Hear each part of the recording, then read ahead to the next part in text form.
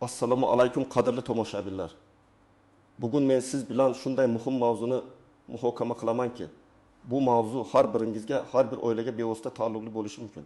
Agar siz shu daqiqada aytadiganlarimga e'tibor bermasangiz, ertaga o'zingizga tegishli bo'lgan, oilangizga zarur bo'lgan qo'shimcha to'lovlardan, nafaqalardan, imtiyozlardan, davlat yordamlaridan butunlay mahrum bo'lishingiz mumkin. Bu shunchaki bir ogohlantirish emas. Bu bugungi kunda juda ko'plab insonlar duch kelayotgan va ertaga siz ham duch kelishingiz mumkin bo'lgan real muammodir. Shuning uchun hoziroq videoga like bosing, kanalga obuna bo'ling va diqqatingizni jamlang. Chunki bugun biz har bir detalni batafsil ko'rib chiqamiz. Muammoning mohiyati, avvallari qanday edi va hozir nimalar o'zgardi? Avvallari ijtimoiy himoya tizimi asosan qog'ozbozlikka asoslangan edi. Biror bir nafaqa, subsidiya yoki imtiyoz olish uchun siz davlat idoralariga borib, uzun xil blankalarni to'ldirib, so'ng sanoqsiz hujjatlarni yig'ib topshirardingiz. Sizdan uy-joy kitobi, ish joyidan ma'lumotnoma, daromadlar haqida deklaratsiya, oila tarkibi to'g'risida ma'lumot, tug'ilish guvohnomalari kabi qog'ozlarni talab qilishardi. Bu jarayon juda ko'p vaqt va asabni talab qilar edi. Misol uchun, bir ona farzand nafaqasini olish uchun mahalla fuqarolar yig'iniga borib, so'ngra pensiya jamg'armasining hududiy bo'limiga murojaat qilar. U yerdan yana boshqa bir idoraga yuborilardi. Hatto bir xil ma'lumot bir necha joyda so'ralishi mumkin edi. Bu tizimda inson omili juda katta rol o'ynar, ba'zida korrupsiya holatlari ham uchrab turardi. Eng asosiysi, fuqarolar o'z huquqlarini bilmaganligi yoki jarayonning murakkabligi tufayli ko'plab imtiyozlardan foydalana olmas edi. Hujjatlarning yo'qolishi, muddati o'tishi yoki xato to'ldirilishi kabi holatlar muntazam ravishda sodir bo'lardi. Hozir esa vaziyat tubdan o'zgardi. Davlatimizda raqamlashtirish jarayonlari jadal suratlar bilan olib borilmoqda. Endi ijtimoiy himoya tizimi butunlay yangi bir bosqichga ko'tarildi va u ijtimoiy himoya yagona reyestri deb nomlanuvchi ulkan bir platformaga asoslanadi. Bu reyestrga mamlakatimiz aholisining ijtimoiy holati, daromadlari, mol-mulki, sog'lig'i va boshqa muhim ma'lumotlar avtomatlashtirilgan tarzda kiritiladi. Bu degani, endi davlat sizning ijtimoiy himoyaga muhtojligingizni qog'oz ma'lumotnomalar yig'ish orqali emas, balki elektron reyestr orqali aniqlaydi. Bu tizimning asosiy maqsadi aholining eng muhtoj qatlamini aniqlash, ularga manzilli yordam ko'rsatish va bu jarayondagi inson omilini minimallashtirish. Biroq bu tizimning samarali ishlashi uchun siz, ya'ni fuqarolar, o'z ma'lumotlaringizni yangilangan va to'g'ri bo'lishiga ishonch hosil qilishingiz shart. Aks holda siz avvaldan olib kelgan yoki olishga haqli bo'lgan qo'shimcha to'lovlardan, nafaqalardan va imtiyozlardan mahrum bo'lasiz. Sababi juda oddiy. Agar tizim sizning ma'lumotlaringizni topa olmasa yoki ularni eskirgan deb yeb sopsa, sizga avtomatik ravishda rad javobi beriladi. Bu esa har qanday turdagi qo'shimcha to'lovlar uchun ham tegishli. Asosiy qism B. Nimalarni bilishingiz kerak? Kimlar xavotir olishi kerak va kimlar xavotir olmasa ham bo'ladi? Dastlabki va eng muhim narsa bu ijtimoiy himoya yagona reyestri haqida aniq tasavvurga ega bo'lishdir. Bu tizim avtomatik ravishda aholining barcha qatlamlari haqidagi ma'lumotlarni turli davlat idoralaridan, masalan, Soliq qo'mitasi, Kadastr agentligi, Ichki ishlar vazirligi, Sog'liqni saqlash vazirligi, pensiya jamg'armasi kabi tashkilotlarning bazalaridan oladi va ularni o'zaro solishtiradi. Agar sizning ma'lumotlaringizda eskirishlar, nomuvofiqliklar yoki to'liq bo'lmagan ma'lumotlar aniqlansa, tizim sizni avtomatik ravishda ijtimoiy yordamga muhtojlar ro'yxatidan chiqarib tashlashi mumkin. Kimlar xavotir olishi kerak? Asosan, har qanday turdagi davlat tomonidan taqdim etiladigan ijtimoiy yordamlardan, nafaqalardan, kompensatsiyalardan yoki imtiyozlardan foydalanayotgan barcha shaxslar va oilalar. Bularga quyidagilar kiradi. 1. Bolali oilalar. Ask bolalar nafaqasi yoki moddiy yordam oladigan oilalar. 2. Ask keksa yoshdagi fuqarolar. Yoshga doir nafaqalar yoki ijtimoiy qo'llab-quvvatlash to'lovlarini oladiganlar. 3. Ask nogironligi bor shaxslar. Astirish, nogironlik nafaqasi yoki boshqa turdagi imtiyozlarni oladiganlar. 4. O'quvchisini yo'qotgan oilalar. O'quvchisini yo'qotganlik pensiyasi yoki nafaqasini oluvchilar. 5. Alohida ehtiyojli guruhlar, kam ta'minlangan oilalar, ishsizlar, shuningdek turar joy, kommunal xizmatlari uchun subsidiyalar oluvchilar. 6. Yaqinda fuqarolik holatida o'zgarish bo'lganlar. Misol uchun, turmush qurganlar, ajrashganlar, bola tug'ilganlar, doimiy yashash joyini o'zgartirganlar. bu toifadagi insonlar o'z ma'lumotlarining dolzarbligiga alohida e'tibor qaratishlari shart. Kimlar xavotir olmasa ham bo'ladi. Agar siz hozirgi kunda hech qanday davlat nafaqalari, imtiyozlar yoki qo'shimcha to'lovlardan foydalanmayotgan bo'lsangiz va yaqin kelajakda ham bu turdagi yordamga murojaat qilishni rejalashtirmayotgan bo'lsangiz, hozircha siz uchun bevosita xavotirga o'rin yo'q. Biroq shuni ham unutmaslik kerakki, har bir fuqaroning ma'lumotlari reyestrda mavjud bo'lishi kelajakda davlat tomonidan taqdim etilishi mumkin bo'lgan har qanday yangi turdagi yordam uchun asos bo'lishi mumkin. Shuning uchun ma'lumotlaringizning doimo yangi va to'g'ri ekanligini ta'minlash har bir fuqaroning mas'uliyati bo'lishi kerak. Keling, bir nechta real hayotiy misollarni ko'rib chiqaylik. Misol farzand nafaqasi oluvchi oila tasavvur qiling. Toshkent shahrida yashovchi Gulnora ismli ayol 2 nafar farzandining har biri uchun davlatdan farzand nafaqasini olardi. U har oyda umumiy 500 ming so'm atrofida nafaqa puli olar edi. Bu nafaqa oila byudjetiga sezilarli darajada yordam berardi. So'nggi paytlarda uzoqroq qishloqda yashovchi qarindoshining uyiga vaqtinchalik ro'yxatdan o'tgan edi. Chunki o'sha yerda bir muddat yashashga majbur bo'lgan. Ammo uning asosiy yashash manzili Toshkent shahrida edi. Yangi tizim joriy etilgandan so'ng Gulnora o'zining doimiy yashash joyini yangi tizim orqali tasdiqlamagan. Uning pasport stolida qayd etilgan manzili va ijtimoiy himoya yagona reyestridagi manzillar bazasi o'rtasida nomuvaffiqlik yuzaga kelgan. Natijada tizim uni Toshkent shahridagi ijtimoiy himoyaga muhtojlar ro'yxatidan avtomatik ravishda chiqarib tashlagan. Keyingi oyda u odatdagidek nafaqa olishni kutganida uning kartasiga hech qanday pul tushmagan. U pensiya jamg'armasiga murojaat qilganida unga ma'lumotlari yangilanmagani sababli nafaqa to'xtatilgani ma'lum bo'lgan. Unga nafaqani qayta rasmiylashtirish uchun avval ma'lumotlarni yangilash kerakligi va bu jarayon bir necha hafta vaqt olishi mumkinligi aytilgan. Bu esa Gulnora oilasini jiddiy moliyaviy qiyinchiliklarga duchor qilgan. Misol 2. Qariyalar uchun qo'shimcha yordam puli Farg'ona viloyatida yashovchi 75 yoshli Mulla Akrom aka uzoq yillardan buyon nafaqadan tashqari kam ta'minlangan qariyalar uchun ajratiladigan qo'shimcha yordam pulini ham olardi. Bu uning dori-darmon xarajatlarini qoplashga yordam berardi. Uning pasportining muddati o'tganiga 1 yildan oshgan, ammo Mulla Akrom aka sog'lig'i sababli pasportini yangilashga ulgurmagan yoki e'tiborsizlik qilib unga ahamiyat bermagan. Davlat xizmatlari markaziga borish unga ancha qiyinchilik tug'dirardi. Yangi tizim pasport bazasidagi ma'lumotlarni ijtimoiy himoya yagona reyestri bilan solishtirganda Mulla Akrom akaning pasporti muddati o'tganligi aniqlangan. Pasport bu fuqaroning asosiy shaxsini tasdiqlovchi hujjat. Agar asosiy hujjat haqiqiy bo'lmasa, demak fuqaro haqidagi barcha ma'lumotlar so'roq ostiga olinadi. Natijada tizim Mulla Akrom akani o'z shaxsini tasdiqlay olmagan shaxs deb topib, uning qo'shimcha yordam pullarini avtomatik ravishda to'xtatgan. Bu esa keksaga dori-darmon olishda katta muammo tug'dirgan. Misol 3. Uy-joy kommunal xizmatlar uchun subsidiyalar Samarqand viloyatida yashovchi ko'p bolali oila har oyda uy-joy kommunal xizmatlari, ya'ni gaz, elektr energiyasi va suv uchun subsidiya olardi. Bu subsidiya ularning to'lov yukini ancha yengillashtirardi. Oilaning otasi yaqinda ish joyini o'zgartirgan. Yangi ish joyida uning oylik maoshi oldingisiga nisbatan bir oz oshgan. U bu ma'lumotni hech qayerga bildirmagan. Avvallari bu kabi ma'lumotlar ba'zan oylar o'tib, qog'oz ma'lumotnomalar orqali aniqlanardi. Hozir esa soliq qo'mitasining bazalari ijtimoiy himoya yagona reyestri bilan uzviy bog'langan. Tizim avtomatik ravishda oilaning umumiy daromadi oshganini aniqlagan. Subsidiyalarni olish uchun belgilangan daromad chegarasidan oshib ketganligi sababli tizim avtomatik ravishda ularning subsidiyalarini to'xtatgan. Oilaga bu haqda hech qanday ogohlantirish kelmagan. Ular buni hisob-kitoblariga qarab tushunganlar.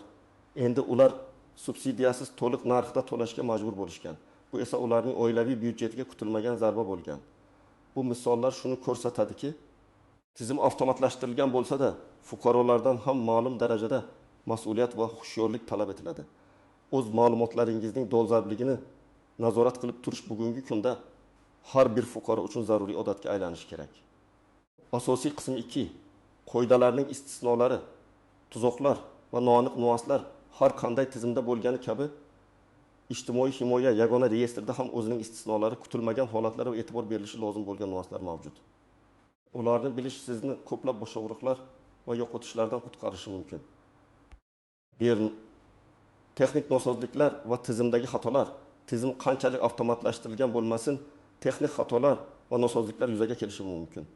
Ba'zida sizning ma'lumotlaringiz to'g'ri bo'lsa ham, tizim ularni noto'g'ri o'qishi yoki boshqa idoraning bazasidagi eskirgan ma'lumotlar bilan chalkashtirib yuborishi mumkin. Masalan, siz turar joyingizni o'zgartirgansiz va barcha hujjatlarni rasmiylashtirgansiz. Ammo Ichki ishlar vazirligining elektron bazasiga ma'lumotlar kechikib kiritilgani sababli ijtimoiy himoya reyestri sizni hali ham eski manzilda turuvchi deb ko'rsatishi mumkin. Bunday holatlarda avtomatik rad javobiga duch kelishingiz mumkin. Bu muammoni hal qilish uchun siz nafaqat o'zingizning ma'lumotlaringizni tekshirishingiz, balki turli davlat idoralari bazalaridagi ma'lumotlarning bir-biriga mos kelishini ham kuzatishingiz kerak bo'ladi. 2. Ma'lumotlar almashinuvidagi kechikishlar. Yuqorida aytib o'tganimizdek, turli vazirlik va idoralar o'rtasida ma'lumotlar almashinuvi doimiy ravishda amalga oshiriladi. Biroq ba'zan bu jarayonlarda kechikishlar yuzaga kelishi mumkin. Masalan, siz turmush qurdingiz, farzandli bo'ldingiz yoki yashash manzilingizni o'zgartirdingiz. Siz tegishli davlat organlariga murojaat qilib, barcha hujjatlarni rasmiylashtirdingiz. Ammo bu ma'lumotlarning markaziy elektron bazalarga to'liq va tezkor kiritilishi har doim ham bir xil tezlikda amalga oshmaydi. Natijada ijtimoiy himoya reyestri siz haqida eski ma'lumotlarni ko'rib turgan bo'lishi mumkin. Bu holatda sizga to'lovlar to'xtatilishi yoki yangi turdagi nafaqa olishda rad javobi berilishi mumkin. Bunday kechikishlar odatda bir necha kundan bir necha haftagacha davom etishi mumkin. Uchun maxsus holatlar va inson omili, ba'zi holatlarda masalan og'ir kasallik, uzoq muddat chet elda bo'lish, tabiiy ofatlar tufayli hujjatlarni yo'qotish kabi vaziyatlarda fuqarolar o'z ma'lumotlarini o'z vaqtida yangilay olmasliklari mumkin. Tizim qanchalik avtomatlashgan bo'lmasin, bunday g'ayrioddiy holatlarda inson omiliga ehtiyoj sezilishi mumkin. Ya'ni bunday vaziyatlarda DXM yoki ijtimoiy himoya agentligining hududiy bo'limlariga shaxsan murojaat qilib, vaziyatni tushuntirish va qo'shimcha hujjatlarni taqdim etish lozim bo'ladi. Afsuski, tizim har doim ham insonlarning individual holatlarini avtomatik ravishda tushuna olmaydi. Chekka hududlardagi muammolar. Respublikamizning barcha hududlarida internet tezligi va sifati bir xil emas. Chekka qishloqlarda yashovchi fuqarolar uchun elektron xizmatlardan foydalanish, masalan, myBokka.gov, uz orqali ariza berish yoki ma'lumotlarni tekshirish qiyin bo'lishi mumkin. Keksalar va internetdan foydalana olmaydigan fuqarolar uchun bu jiddiy to'siq bo'lishi mumkin. Bunday vaziyatlarda ular o'z oila a'zolaridan, yoshroq qarindoshlardan yordam so'rashlari yoki eng yaqin DXMga borishlari kerak. Hukumat bu kabi muammolarni bartaraf etishga intilsa-da, bu jarayon biroz vaqt talab qiladi. 5 elektron imzo zarurati. Ko'pgina elektron xizmatlardan to'liq foydalanish uchun sizga elektron imzo, ya'ni imzo kaliti kerak bo'ladi. Bu sizning shaxsingizni tasdiqlaydigan raqamli kalitdir. Uni olish nisbatan oson va bir martalik xarajat talab qiladi. Ammo ko'pchilik bu haqida bilmaydi yoki unga e'tibor bermaydi. E-imzo sizga uyingizdan turib ko'plab davlat xizmatlaridan foydalanish imkoniyatini beradi. Shu jumladan ijtimoiy himoya reyestridagi o'z ma'lumotlaringizni tekshirish va yangilash. Agar sizda e-imzo bo'lmasa, har safar ma'lumotni tekshirish yoki ariza berish uchun DXMga borishga majbur bo'lasiz. 6. Muddatlar va sanalar. Ba'zi nafaqalar va imtiyozlar ma'lum bir muddatga beriladi va ularni muntazam ravishda yangilab turish talab etiladi. Masalan, bola parvarishi bo'yicha nafaqalar belgilangan muddatgacha beriladi va keyin qayta rasmiylashtirish kerak bo'ladi. Agar siz bu muddatlarni o'tkazib yuborsangiz, avtomatik tarzda to'lovlar to'xtatiladi. Tizim sizga bu haqda ogohlantirish bermasligi mumkin. Shuning uchun bu muddatlarni o'zingiz nazorat qilishingiz zarur. Odatda tegishli qonunchilikda har bir nafaqa turi uchun qanday muddatlarda qayta rasmiylashtirish kerakligi aniq ko'rsatilgan. Bu kabi noaniq nuanslarni bilish sizga nafaqat qo'shimcha to'lovlarni yo'qotishdan saqlaydi, balki davlat organlari bilan muloqotda o'zingizni yanada ishonchli his qilishingizga yordam beradi. Har doim qonunchilikdagi eng so'nggi o'zgarishlardan xabardor bo'lishga intiling va zarur hollarda mutaxassislardan maslahat olishdan tortinmang. Amaliy maslahatlar, tomoshabin nima qilish kerak? Endi esa eng muhim qismga keldik. Bu yerda sizga aniq va bosqichma-bosqich ko'rsatmalar beraman. Nima qilishingiz, qayerga borishingiz, qanday hujjatlarni to'plashingiz kerakligini tushuntiraman. e'tibor bilan tinglang va zarur bo'lsa eslab qoling yoki yozib oling. Bil, ma'lumotlaringizni tekshiring. Bu eng birinchi qadam. Qayerga borish kerak? Davlat xizmatlari markaziga DXM boring yoki uyda internet orqali mydoc.gov.uz portaliga kiring. Nima qilish kerak? DXMga borganingizda navbatchi xodimga ijtimoiy himoya yagona reyestridagi ma'lumotlarimni tekshirmoqchiman deb ayting. Sizga shaxsiy ma'lumotlaringizni tekshirishda yordam berishadi. Agar mydoc.gov.uzdan foydalansangiz, portalga elektron imzo, e-imzo orqali kiring. Agar e-imzoingiz bo'lmasa, uni DXMdan olishingiz mumkin. Portalda ijtimoiy himoya yagona reyestri bilan bog'liq xizmatlarni toping. O'zingiz va oila a'zolaringiz haqidagi ma'lumotlarni diqqat bilan ko'rib chiqing. Ayniqsa, doimiy yashash manzilingiz, oila tarkibi, farzandlaringizning tug'ilgan sanalari, ularning o'qish joylari, daromad manbalaringiz, mol-mulkingiz haqidagi ma'lumotlarga e'tibor bering. Nima uchun muhim? Bu orqali siz tizimdagi har qanday nomuvofiqlik yoki eskirgan ma'lumotni aniqlay olasiz. 2. Ma'lumotlardagi nomuvofiqliklarni bartaraf etish. Qayerga borish kerak? Agar reyestrdagi ma'lumotlarda xatolik yoki eskirish topilgan bo'lsa, bu xatolik qaysi turdagi ma'lumotga tegishli ekaniga qarab, tegishli organga murojaat qilishingiz kerak bo'ladi. Manzil bo'yicha xato bo'lsa, Ichki ishlar vazirligining migratsiya va fuqarolikni rasmiylashtirish bo'limiga. Tug'ilganlik yoki oila holati bo'yicha xato bo'lsa, davlat xizmatlari markazlarining FDYA bo'limlariga, fuqarolik holati dalolatnomalarini yozish bo'limi. Daromadlar bo'yicha xato bo'lsa, soliq qo'mitasining hududiy bo'limlariga. Mol-mulk bo'yicha xato bo'lsa, kadastr agentligining hududiy bo'limlariga. Nogironlik statusi bo'yicha xato bo'lsa, tibbiy ijtimoiy ekspertiza komissiyasiga. TM2. Nima qilish kerak? Sizga tegishli organga murojaat qilib, ma'lumotingizni yangilash yoki tuzatishni so'rashingiz kerak. Odatda buning uchun shaxsingizni tasdiqlovchi hujjat, pasport, ma'lumotdagi xatolikni tasdiqlovchi boshqa hujjatlar, masalan, yangi tug'ilganlik guvohnomasi, nikoh guvohnomasi, kadastr hujjatlari, maosh ma'lumotnomalari talab qilinadi. Nima uchun muhim? Asosiy ma'lumotlardagi xatoliklar tuzatilmasa, ijtimoiy himoya reyestri avtomatik ravishda sizni qo'shimcha to'lovlardan mahrum qiladi. O'tin yangi nafaqa yoki subsidiya rasmiylashtirish. Qayerga borish kerak? Agar siz hali hech qanday nafaqa yoki subsidiyadan foydalanmayotgan bo'lsangiz, lekin olishga haqli ekanligingizni bilsangiz, mydoc.gov.uz portali orqali yoki davlat xizmatlari markaziga murojaat qilishingiz mumkin. Nima qilish kerak? Ariza shaklini to'ldirishingiz kerak. Elektron arizalar odatda osonroq va tezroq ko'rib chiqiladi. Agar DXM orqali topshirsangiz, markaz xodimlari sizga ariza to'ldirishda yordam berishadi.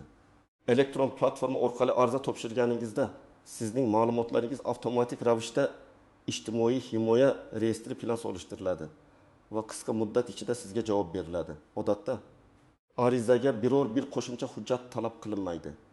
Chunki tizim barcha zarur ma'lumotlarni o'zi topadi. Biroq agar tizimda sizning daromadlaringiz, mol-mulkingiz haqida to'liq ma'lumot bo'lmasa, sizdan qo'shimcha ma'lumotnoma so'ralishi mumkin. Nima uchun muhim? Bu sizning qonuniy huquqingizdan foydalanishning yagona yo'li. Raqamli tizim tufayli jarayon ancha shaffof va tezkorlashgandir. Muntazam tekshiruv va monitoring nima qilish kerak? O'zingiz va oila a'zolaringizning ijtimoiy himoya reyestridagi ma'lumotlarni har 6 oyda yoki yilga kamida bir marta tekshirib turishni odat qiling. Ayniqsa, oila tarkibida, masalan, yangi farzand tug'ilishi, nikoh yoki ajrim, yashash manzili yoki daromadlar miqdorida o'zgarishlar bo'lsa, darhol ma'lumotlarni yangilashga kirishing. Nima uchun muhim? Bu sizni kutilmagan to'lovlar to'xtatilishidan yoki imtiyozlardan mahrum bo'lishdan himoya qiladi. 5. E-imzo kalitini oling. Qayerga borish kerak? Davlat xizmatlari markaziga murojaat qiling. Nima qilish kerak? Pasportingiz bilan borib e-imzo kalitini olish uchun ariza bering. Bu xizmat pullik bo'lishi mumkin. Nima uchun muhim? E-imzo orqali siz uyingizdan chiqmasdan turib, mydoc.gov.uz portalidagi barcha xizmatlardan, shu jumladan ijtimoiy himoya reyestri ma'lumotlarini tekshirish va yangilashdan to'liq foydalana olasiz. Bu sizning vaqtingiz va harakatlaringizni tejaydi.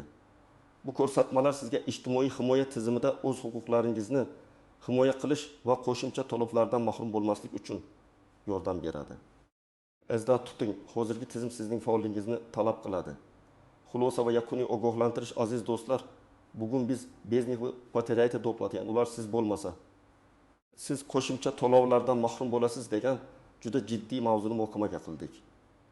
Ular deganda bizning shaxsiy ma'lumotlarimizning dolzarbligi, ularning davlat elektron reyestridagi to'g'riligi va yangilanganligi nazarda tutilgan edi. Biz avvalgi qog'ozbozlikka asoslangan tizimdan butunlay avtomatlashgan raqamli tizimga o'tganimizni tushunib oldik. Bu o'zgarishlar bir tomondan shaffoflikni oshirsa, ikkinchi tomondan har bir fuqarodan o'z ma'lumotlariga nisbatan yanada e'tiborli bo'lishni talab qiladi. Esdan chiqarmangki, har bir fuqaroning ijtimoiy himoyaga bo'lgan huquqi konstitutsiya tomonidan kafolatlangan. Lekin bu huquqdan foydalanish uchun ayniqsa hozirgi raqamli asrda o'z ma'lumotlaringizning doimo tartibli va to'g'ri bo'lishini ta'minlash sizning mas'uliyatingizdir.